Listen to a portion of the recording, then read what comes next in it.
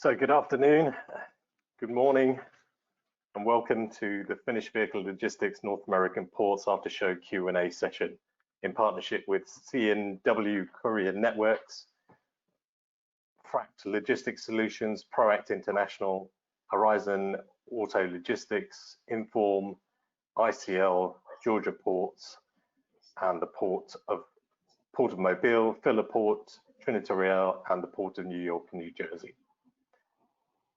So today, I'm joined again by Chris Connor, CEO of American Association of Port Authorities, Daniel Gussan and Justin Newell from Inform, who have joined me today for this Q&A session.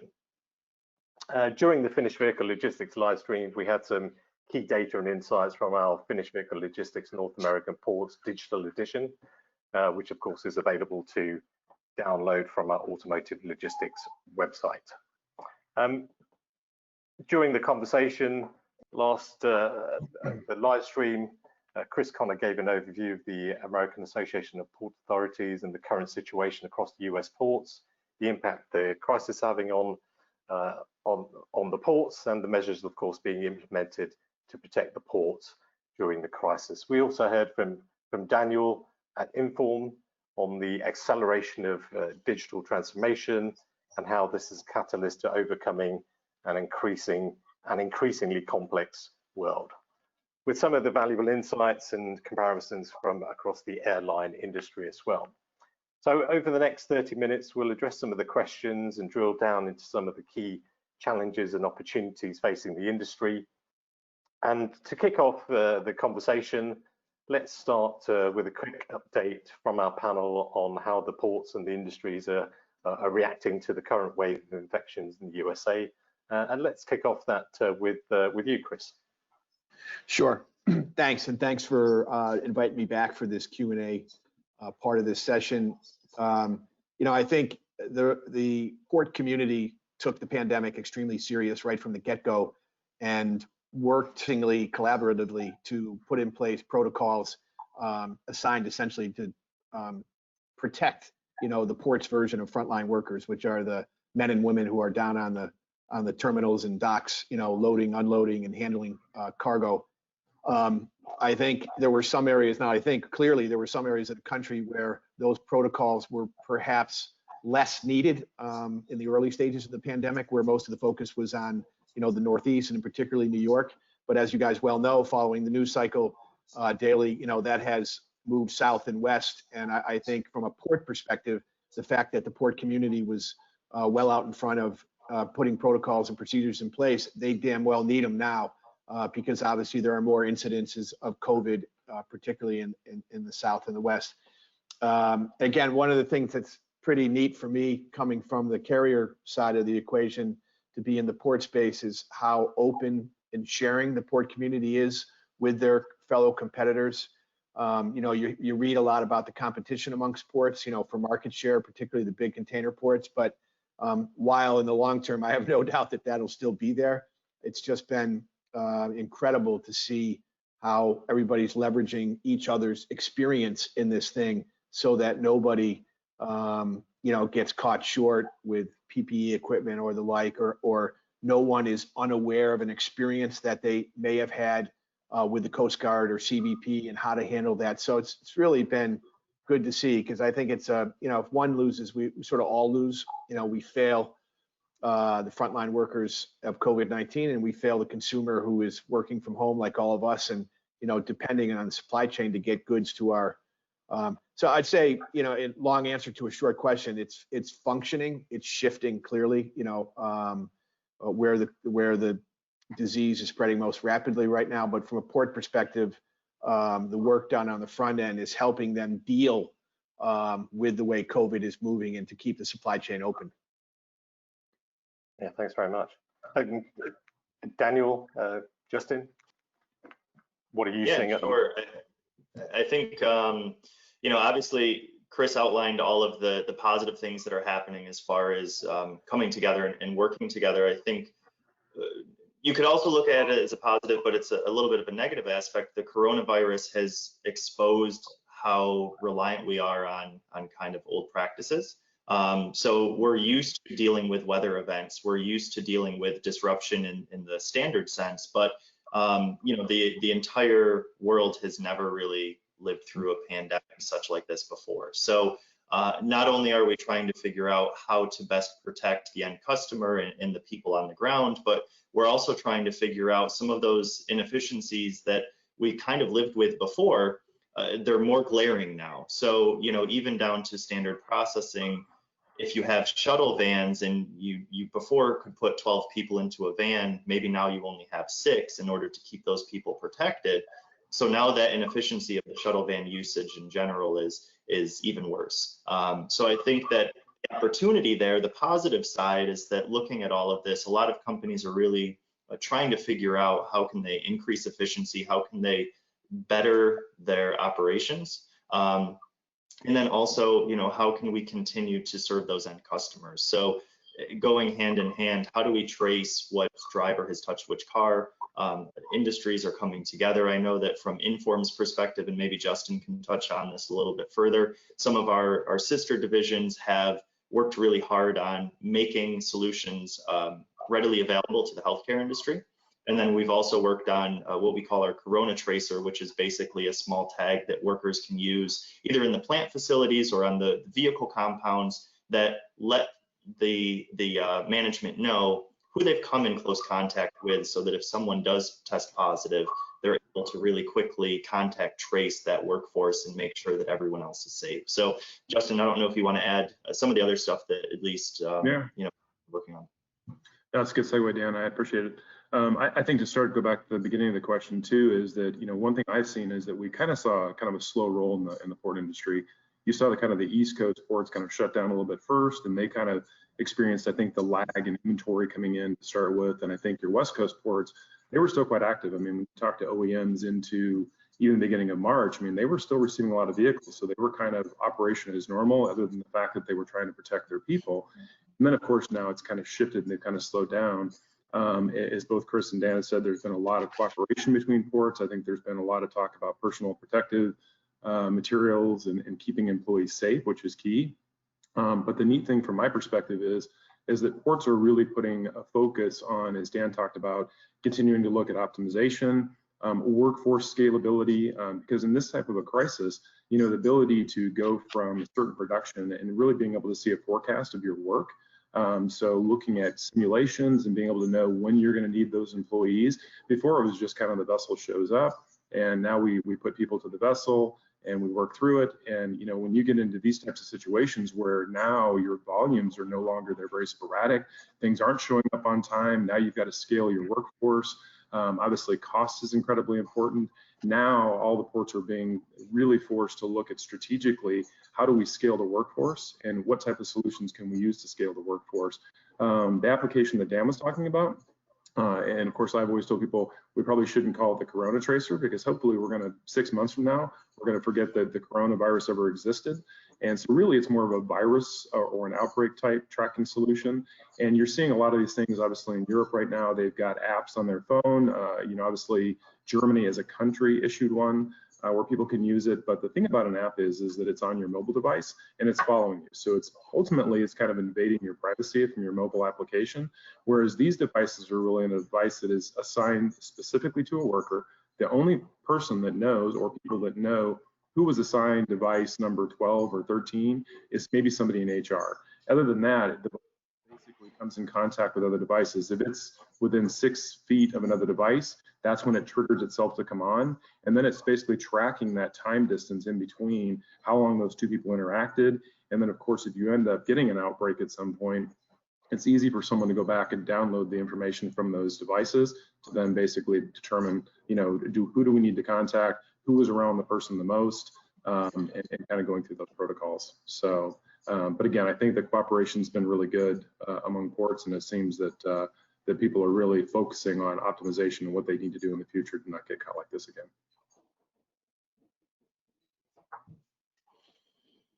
Yeah, absolutely. I think, you know, this is a critical part of managing the crisis, right? We've seen this from across every industry across the world. You know, tourism, I mean, we hear it on the news on a daily basis, right? In terms of testing, contact tracing, all those kind of things are essential in terms of managing the longer term impact of the crisis, right?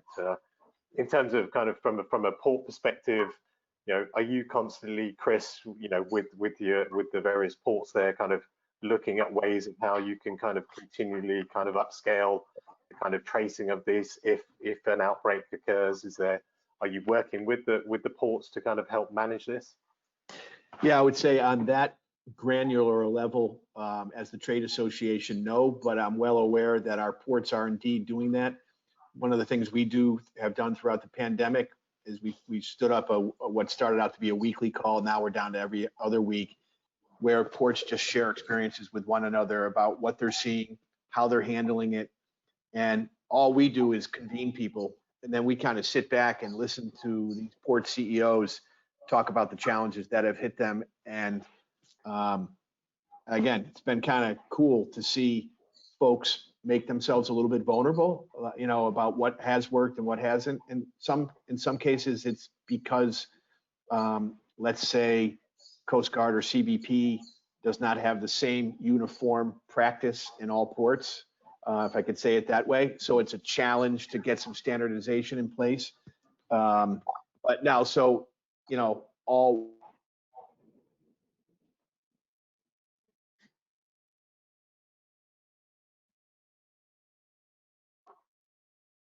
Sorry, did we just lose your sound there a little bit, Chris?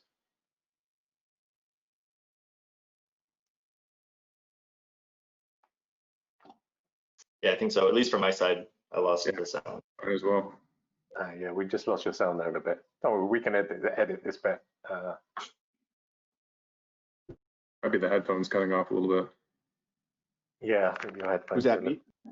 Yeah. Yep, you're back. You're back. Yeah. There, you're back. Maybe I'll take the headphones off. Sure. How's that? It's good. Can you hear great? Okay. Yeah, so. Where did you lose me on that last answer? It was really good. And now was the last thing I heard. What was that? The last 15 minutes or so. If you can just recap the last 15 minutes, that would be great. It was the uniformity of the Coast Guard, and then you said, and now, and that's when it kind of cut off. Yeah, I guess, so Nimish's question was, were we as AAPA kind of into the details of contact tracing and how ports were managing that? And the answer was no, specifically other than convening all of our members and allowing them an opportunity in a forum where they're sharing what their experiences are and what's working, what's not working. What happens, and the point I was making maybe about, is that in some cases, particularly early in the pandemic, CBP, Coast Guard were not necessarily uniform in their application of policies or guidelines to all ports. So it was a question of kind of smoothing out some of those differences. And that was oftentimes the role we as AAPA were playing. Brilliant, that's great. Thank you very much. So just to kind of, that's a great kind of overview in terms of what's happening in the crisis. I think, of course, we're going to continue to see things kind of ebb and flow as we deal with this, and measures start to get implemented in different states, and things starts to ease out a little bit, hopefully. Just in terms of kind of the industry itself, in terms of kind of the challenge for kind of space in terms of vehicle handling, and of course the ability to be kind of flexible in finding the capacity. Do you think there's kind of more of a struggle around this in terms of finding capacity and the costs associated with that? Are you hearing anything from the ports or from your customers there? I think Justin alluded to this earlier, but early in the pandemic, and I'll speak to the vehicle side just for a second, but I think it applies to containers as well. You had demand that froze, and at the same time as you had production that was still in the pipeline, the supply chain. And so when that production arrived, you had some capacity constraints. One of the things about ports and terminal operators of all kinds, they're pretty creative about finding ways to create space, even if it involves having to go off port to find temporary solutions. I think there was there was a tightness and capacity at the front end of the pandemic because there was no demand on the outbound side, so nobody was in a hurry to come get their vehicles and bring them out into the dealership at the same time as you had ships still arriving with production that had been built pre-pandemic. So it was tight for a while. That situation has resolved itself, and it's clearly not the issue now because there's certainly plenty of space at the present time because the business is still off somewhere between 15 and 20%. Yeah, absolutely. And in terms of kind of optimizing that network, what are you seeing from your work with the OEMs at the moment? Of course, during that time of where there was constraints to now, of course, being able to not suffer with those problems, but then having challenges getting the right cars to the right place. Yeah, I think that the coronavirus kind of heightened the knowledge of the inefficiencies that are in finished vehicle logistics. So year end or start of year, new model year launch always brings together peaks as far as the throughput through the ports and always has capacity constraints. Now shutting down all of the dealerships for a certain number of time, and as Chris mentioned, you still have production vehicles coming in. It just really highlighted the need for capacity and some of those creative ways to do that, whether that's off port or parking vehicles against the fence line, which is not normally used. So from the OEM perspective, I think that we managed the crisis as best as possible, but there's still some gaps where having the foresight or the ability to forecast that further, run simulations as far as, maybe if we had this vessel call on this other area, what's our cost consideration? So maybe we pay more upfront in order to have the sailing dispatched to a different location, but from a perspective of our cost, once it is on the ground, it's significantly less and it's a better decision. So I think that those tools are still things that need to be enhanced and brought into play a little bit more. And then just from a capacity constraint in general, I know that one of the things that we've talked about the last few years as the automotive industry has shown decent growth within our volumes is that throughput is a huge thing. We have more vessels calling on the same number of ports across the United States. A lot of the ports don't have significant land where they can go and grow and put more parking lots. I know that Georgia Ports in Brunswick has a significant plot that's still available, but on the West Coast, you don't often have that. So these ports have to figure out, how do I process more cars on the same footprint efficiently as possible? And I think that's where, leveraging the optimization technology, one of the things that has been proven is that through parking optimization, you can process 15% more cars using the same footprint. So if you looked at your parking lot and said, if I had 15% more spaces, how much would that cost me to pave versus implementing some form of IT platform? The IT platform is going to be significantly cheaper.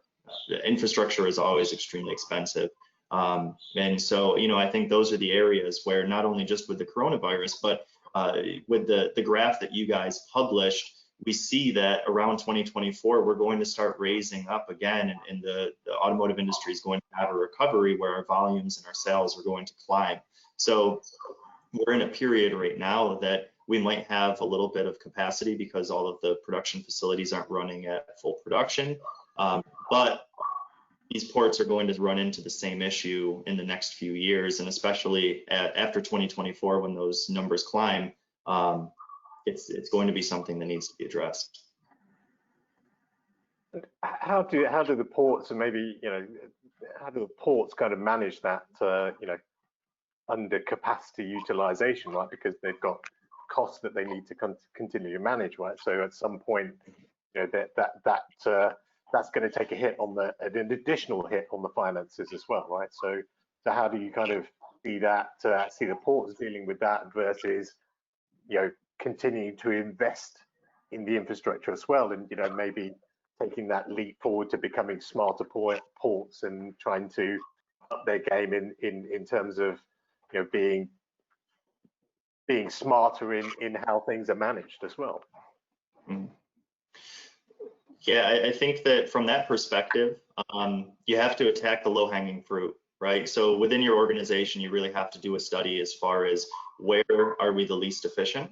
From my perspective, working with a lot of different ports, and then also looking at the presentation that we did previously, looking at the aviation industry, mobile connectivity to your workers is huge, right? So it's an investment to get handhelds into their hands. But if you can get them out of the shuttle van, which is a very inefficient process that's used across all ports currently, you're going to have more efficiency.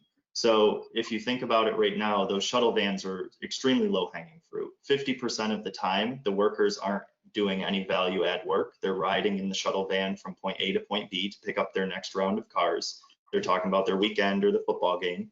And then they get out of that van, move the cars from B to C and get back in. So you're only getting 50% efficiency out of those workers. Whereas if they had handhelds in their hands, you can dispatch them to walk from the vehicle they just delivered to a location to the next car that needs to be moved within maybe a 100-yard radius or something that the organization configures. So you no longer have that 50% efficiency for each worker.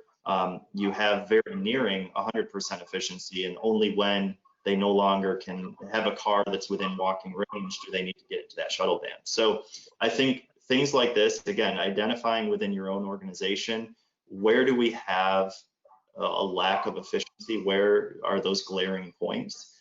Because even from the shuttle van perspective, not only are you talking about worker efficiency, you're also talking about overhead for purchasing those vans, maintenance, gasoline, all of these things. So, you know, if you can reduce your shuttle van service from 10 or 12 vans down to 2 or 3, that's significant cost overhead that you're saving.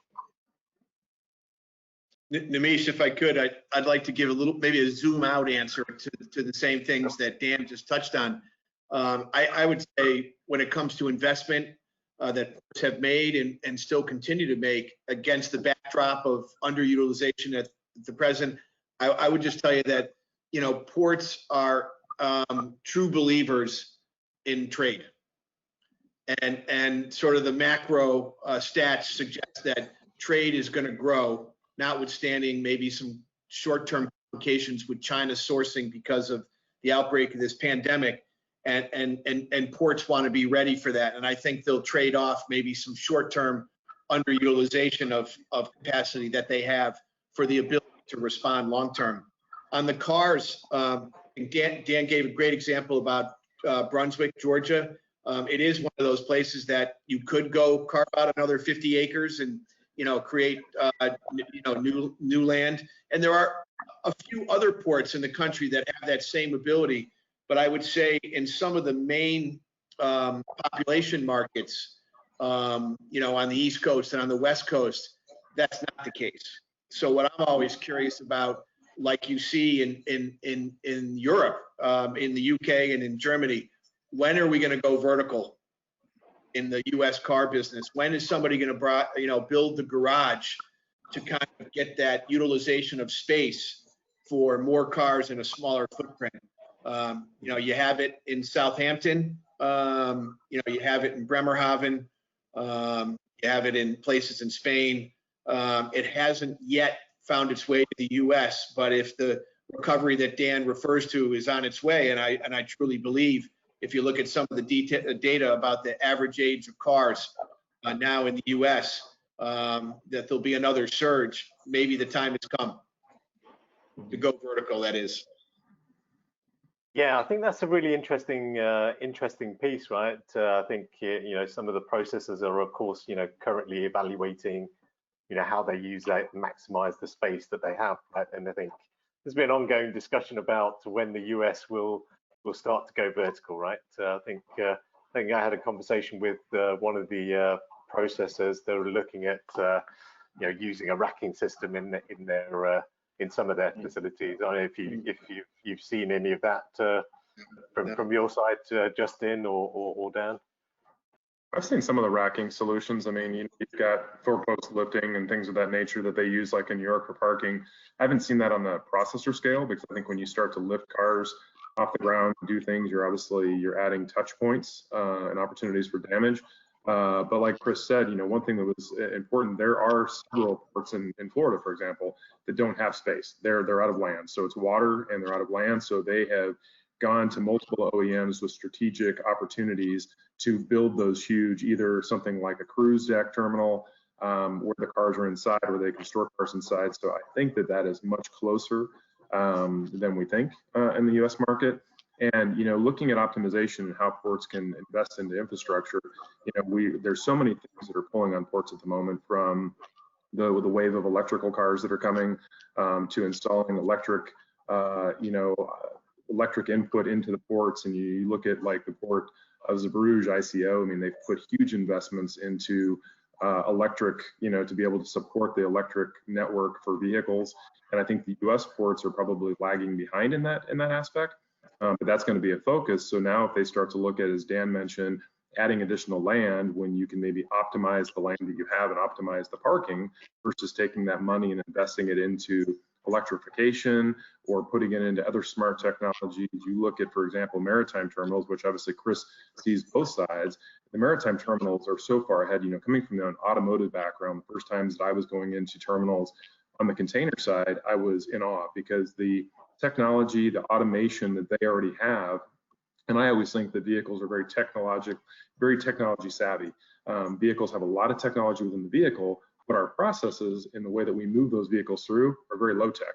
And on the other side, you have container terminals where they're moving bulk goods in containers, to me kind of low tech, but they're using very high technology. They're using camera systems to locate the container. They're using automated cranes. They're using basically simulation or AI software to basically run those cranes, to keep the cranes apart from each other, determining when the next one's got to be loaded to either truck or rail. And there are certain ports, for example, that have absolutely very little human touch, and the humans are acting as supervisors. So they're basically supervising every movement. They're looking at the pictures of the camera systems to make sure that everything's locking correctly. So you've taken them out of a very dangerous situation on the ground in the container terminal, and you basically put the humans at a level where, one, they're not getting injured, and two, they can basically just look over the operations on a daily basis. So I think automotive's got to head in that direction at some point. Yeah, that's an interesting one for sure. I think the investment that's being made in terms of containers versus the container ports versus the kind of the ro-ro facilities, there's been a slight imbalance in terms of how quickly they've adapted to kind of becoming smarter ports in that respect. From an investment perspective, bearing in mind, what the impact of the pandemic, how will ports find that money to invest, or the processors, or the vehicle makers? Do you think they're kind of ready to continue to make those investments, or is it as kind of you mentioned that, Dan, a little bit earlier, invest in the technology because then that will save you the money in the longer term to be able to then invest in digitalisation of the port? I guess the other flip side of that is, of course, then being sustainable and implementing those sustainability measures as well.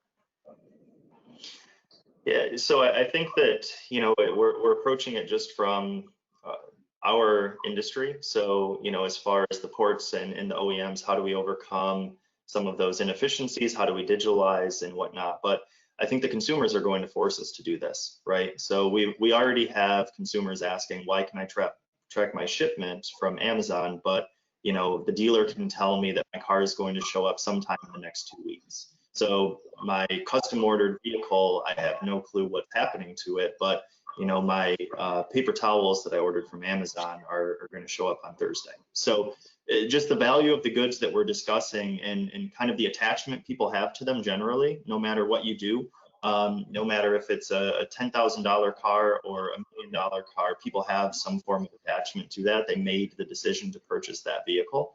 They're going to want to have the insight. And also, as we've seen, flexibility is a huge thing. So right now in the US, we have our build to stock model. How long will that be able to be sustained and still deliver what the consumer wants as we have changing consumer needs? So if we have to be more flexible, if we have to give added insight, the tracking technology and the information that we've used for the past, 20 or 30 years, the AS400 systems that someone coded in a language that no current developer really knows, the fact of the matter is those guys that are within your organization are going to want to retire.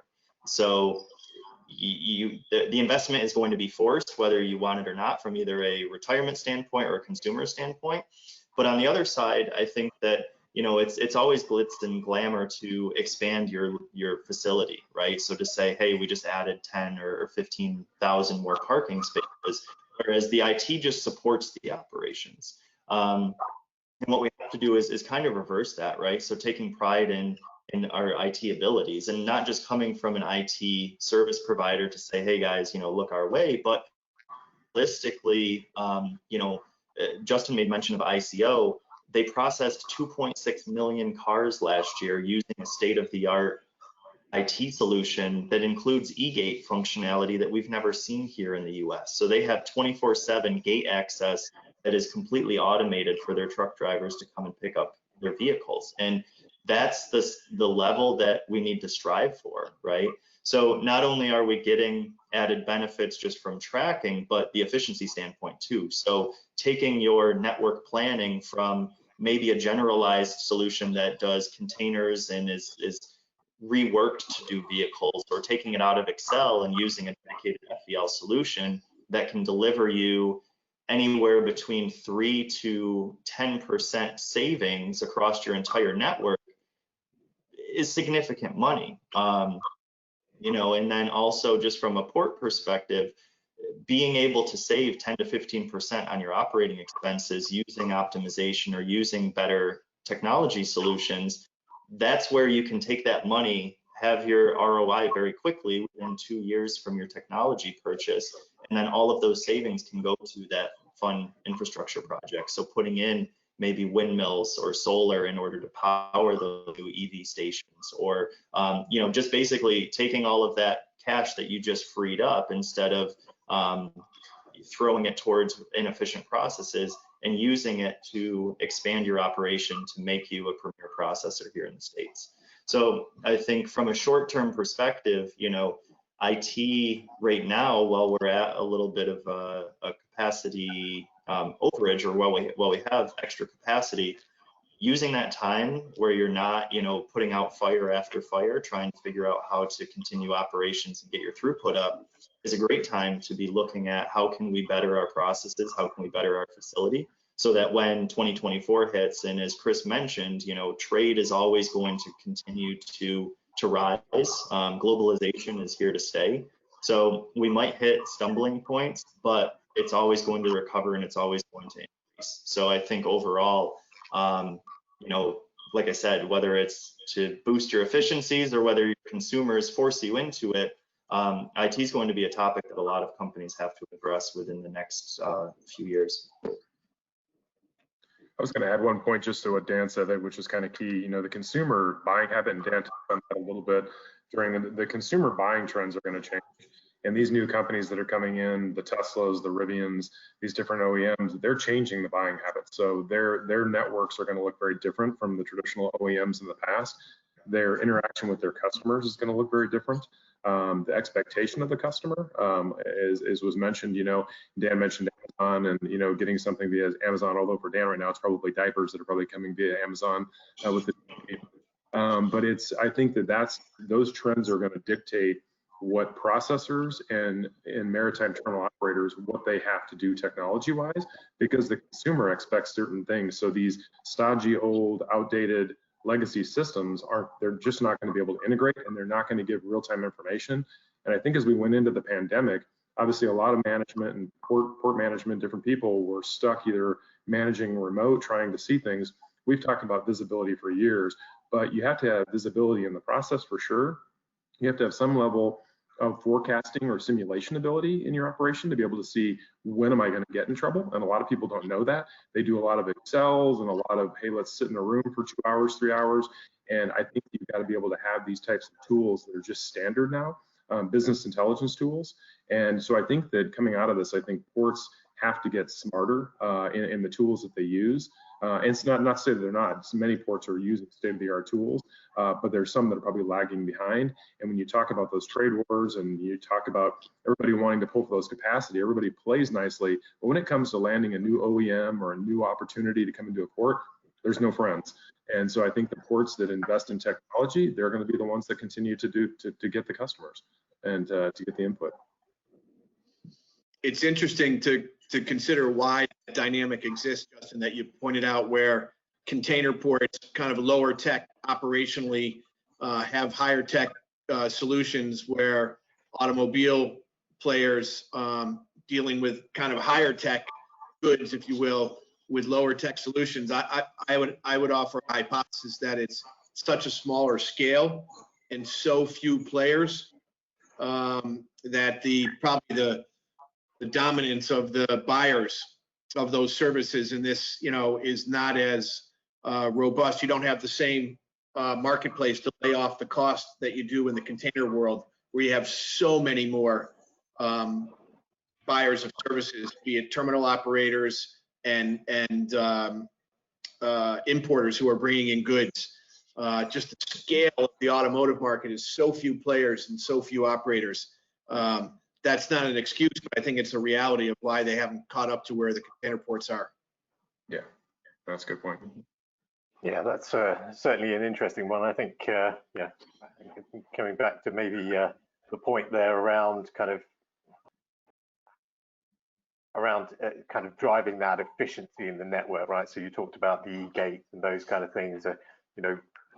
Will those kind of infrastructure-based solutions be more quickly adapted, or are they the kind of the longer term kind of investments required? And I guess that's also then linked to, how do you fund these things? So is it the OEM that's paying for it? Is it the port? Is it the processor? Where does the money come from? Yeah, and well, I think it's a function of the relationship between the OEM and the, I'm going to call it terminal operator, but what I mean by the terminal operator in this case is the vehicle processor who's leasing property from the port and operating a car facility. And, as Justin will remember from his experience at Porsche, there's, really only there's not that many car ports that really are in the car space. There's not that many car processors. And at the end of the day, there's only, really 8, 10, 12 significant global car players now. And that's a pretty big stick that they swing. If you lose, BMW or Mercedes, you lose a significant portion of your business. So maybe you don't strive for the efficiency improvements that you could get for fear of the competitive consequence. That's just my thought. Yeah, so I think from the other side, who pays for it, right, is always a great question. A lot of times, eyes are always on the OEM, right? So if they have the requirements, which the OEM requirements are constantly increasing on their 3PL partner, a lot of times the inclusion of technology is looked at. Okay, if they are asking for it, then why aren't they, pushing money downstream? But I think the other way to look at it is you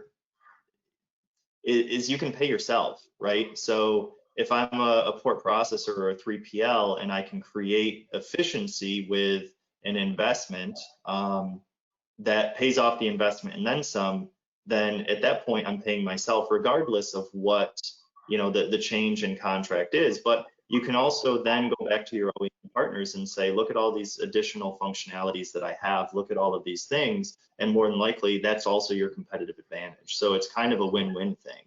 The way I look at it is, if you've got a car that maybe is a 8-cylinder car and it's only running on 6, you could change out the spark plugs or get the part fixed in order to run on all 8, and your fuel efficiency is going to go up. So yes, it's a little bit of an investment, but you're back to firing on all cylinders. You've created your ROI very quickly, as far as not spending or not purchasing gas 2 times a week because you're just flooding those 2 cylinders that aren't running.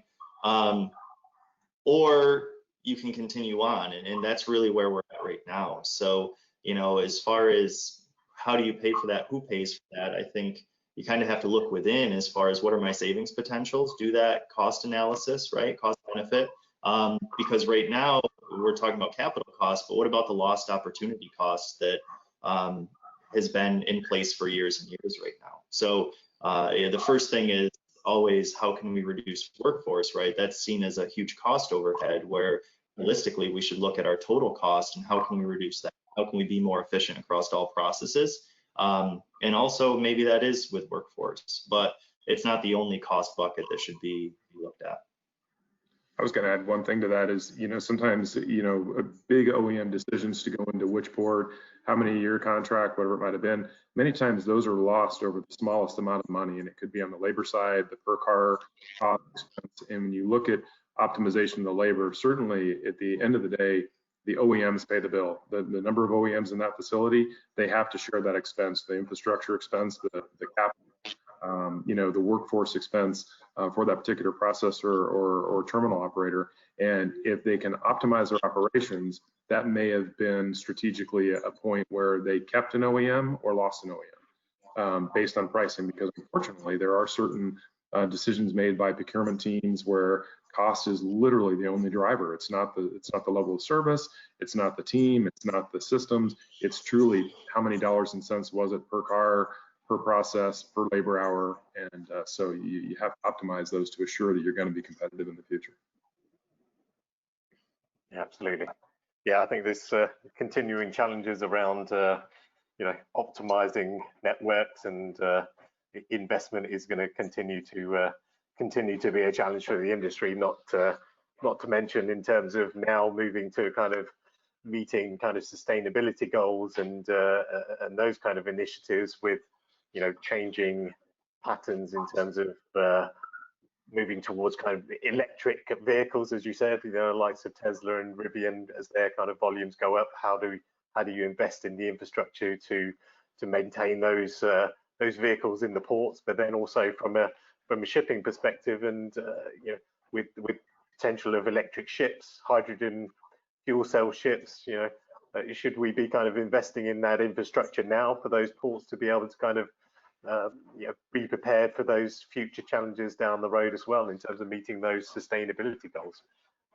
Is that something that you kind of looked at the moment, Chris? Are you kind of looking at how you can kind of meet those sustainability goals? Yeah, I think the ports are very sensitive to the communities where they live. And so they've been big advocates behind the greening, if you will, of the shipping industry in all respects, and have their own initiatives, because again, these are the communities where the people they employ live, work, send their children to school. So I think they've been big advocates for it. As regards electrification and the like, I think, as the scale of that grows, and it's already in place to some extent where those makers who have EV models that are selling with some volume, the capability for charging those vehicles already exists. I think that will just grow as the market grows, and the landlord ports and the operating ports will be proponents of that as we go forward. Yeah. And from in terms of kind of the ports themselves, I mean, in terms of the OEMs, and are they starting to put more requirements? Of course, there was a new facility that Volkswagen recently launched in Baltimore, and I believe there's a lot of kind of work gone into that to kind of ensure that it's future-proof, to manage, of course, the push that they're making in terms of electric vehicles, and of course to optimize theirs. I think Daniel and Justin, you've been involved in part of that as well. Were there any kind of key takeaways from the work that you've been doing with those guys on that project? Yeah, I think from a sustainability standpoint, a lot of that obviously focuses on having infrastructure in place as Volkswagen's rolling out their new electric models. We're working very closely with the port quality team. So from even a repair side, you have to take special considerations for how you work on those models, right? So electric vehicles in general are going to be a huge game changer as far as how we operate around them. And from all aspects of the industry, it's going to have an impact. I think from a sustainability standpoint, one huge thing that Volkswagen is doing is really trying to go digital. So a lot of their processes were paper-based, from tagging the cars out on the yard all the way down into work reports for some of the repairs or body shop repairs that were happening. And so the huge push is to digitize that. Not only do they want it for transparency standpoint, but also as a corporate initiative to be a greener company. Because if you think about, just the amount of different things that go onto a car, stickers, window tags, ribbons on a wiper blade to mark what the destination is for rail loading, things like this. Ports have become very creative with how they mark cars and how they process them. But there's a lot of different materials that are going onto that car that could be digitized and create efficiencies and also reduce that extra waste. So that's been a huge initiative through that project, really, is digitalization of all of the processes, and then also standardizing the system across all of their locations. So previously, the Volkswagen Group was using the processor system in order to manage their port quality team work at each and every different location. So not only are you talking about interfacing to different software solutions at each location, but you have different training for different people and different capabilities. So that was a huge effort out of this project, was to find a provider that could not only report what happened, but also optimize the work. They're using our workshop scheduler in order to be very rapid in their response for changing needs within the vehicle processing center. And there's a lot of things that they're trying to standardize across all of their ecosystem in order to have parity at each location. Yeah, great. That's fantastic. I think that's a great project, and I think they're very pleased with the outcome of that, and hopefully looking forward to ensuring that it's working at full capacity too, no doubt, as well. I think we've had a great conversation so far, so and I think we're kind of reaching a bit of the time point there. So let's just have one kind of closing question there. And in that respect, so what is a positive change that you've seen in the port since the COVID crisis, and what do you hope will remain and continue? Well, I mentioned a couple times the collaboration amongst, ports. The competition thing aside, which will always be there, but I think in terms of best practices and making the American port system as competitive as possible, sharing experiences is a great thing. But more importantly for me, I really hope that this pandemic has opened the eyes of regulators at the federal level to the importance of the port system. I said it during the live stream a few weeks ago. We're seeking federal aid because we need it, and ports haven't gotten a nickel from the federal government, up till now. But I really think time has come, and it seems to me, based on the discussions we're having in and around Capitol Hill, that there's a recognition that this system, this public port authority system, is so vital to the economy that it needs to be supported in some way, shape, or form here. So I hope that on an ongoing basis, there's that wake-up call that we've all been able to survive, and some of us even thrive through this pandemic, because supply chains continue to work despite this disruption, and ports being at the center of that supply chain activity. So that's my both optimistic look, but I think things seem to be trending in that direction. Yeah, thank you very much. And Daniel, Justin, key takeaways and positive change that you've seen? Yeah, I think from my perspective, it's not really positive change for me. It's more that it's good to see that I think OEMs and ports are continuing to move forward with looking at technology and investments. Sometimes when you get into an economy such as we're experiencing right now with a pandemic, the first indication is just shut everything off and don't work on it. And obviously, as Dan mentioned in the webinar, even in the aviation industry, they've been hit incredibly hard, but they're using this year right now to get a lot of infrastructure projects done. Because again, if you have a situation where you can use a facility and maximize the capacity within the facility, or maybe like in an airline where you can go from using 3 concourses down to using 1 concourse in a situation like this. Think of the dollars that you're spending. So we're not seeing any stop in automotive thinking when it comes to solutions and optimization. And, you know, obviously AI, machine learning, all of these topics are going to continue to be important in the future in all industries. But I think that's the positive takeaway for me, is that everybody's being somewhat cautious in their approach, but everybody's being diligent in realizing that we have to improve as an industry. And that's not only from the OEM perspective. You've heard VW talk about this with Lars Bowman, digitalization from the manufacturing all the way down to the vehicle supply chain. And I think that almost every OEM is right now considering the same thing. They're considering the digital experience online with their customer. And so this topic is not going away. So companies need to embrace it. And so the positive thing is that you see a lot of activity and a lot of decision makers that are putting the focus on this right now. So that's a good thing.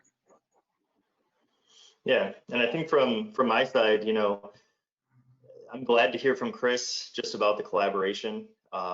If you look on LinkedIn, if you watch the news, I think everyone that's in the automotive industry can be proud to be a part of this industry, because we've served our communities, answered the call when needed, from all the way from the top with the OEMs, you know, making PPE materials and masks for their communities, all the way down to you know, 3PLs and some smaller companies trying to help out where they can. So I think that overall, the positive thing coming out of this, the industry is still moving forward, as Justin and Chris mentioned. But I think that we can, be proud of the industry that we're working in and the response that we've had. I think that's a huge takeaway, right? So things will get back to normal. We'll continue to move forward, but I think we shouldn't skip the moment to be able to pause and be able to see kind of some of the things that we've done in the meantime that definitely make us stand out as far as an industry. Yeah, absolutely. I think you know, the move to this digital virtual world will remain for some time. I think even for us as a media business, of course, doing this with you virtually, whereas normally we'd be kind of on the stage doing this face to face. But you know, this is just the face of I guess the new reality that we live in. Certainly, things will be a kind of a hybrid model of the virtual and the physical, you know, but certainly there's lots of positive things that have come about from this, as you mentioned, Chris. I think you know, we've also noticed this in terms of, you know, other sectors as well, you know, driving greater collaboration across industry, you know, learning from best practices from other OEMs and suppliers, sharing those experiences, sharing that knowledge, and really just coming together as an industry to be able to help you know, fight these challenges that we're faced with. And hopefully you know, we'll be back to some kind of the new normal, as they say, sooner rather than later. So let me take this opportunity to thank you all for again for coming back together to have a discussion. It's been a fascinating discussion. Thank you very much. We appreciate your participation there. And of course, we'll continue to have these conversations. I think next week, this week is the final of our finale of our live stream series. So we'll bring that to a close, season 1 to a close tomorrow. So thanks for your participation on this. And then we'll take a little break, a short break for August. And then we'll come back with our first virtual conference that we'll be hosting in September. So we're looking forward to that and busy preparing and planning for that. So of course we'll share some details with you about that and the format that we're looking to take shape. But look forward to reconvening and wish you all a very good summer. Hopefully we'll get some good sunshine and of course some time to take a break as well. We'll gladly send you some of the heat from DC, Namish. Don't worry. Please do. Yeah. You can have some from Atlanta as well. We'll send a little piece from Atlanta.